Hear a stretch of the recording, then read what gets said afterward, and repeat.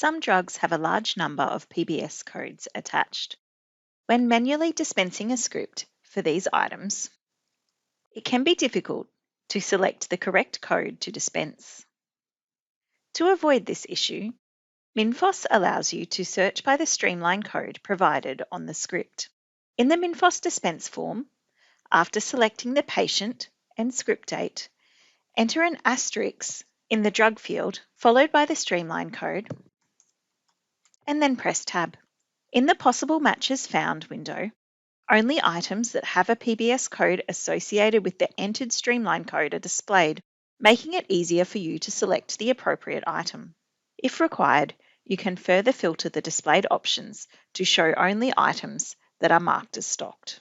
Select the item you wish to dispense and continue dispensing as per your normal process. For further information about dispensing in Minfos, please visit the Minfos Help Centre.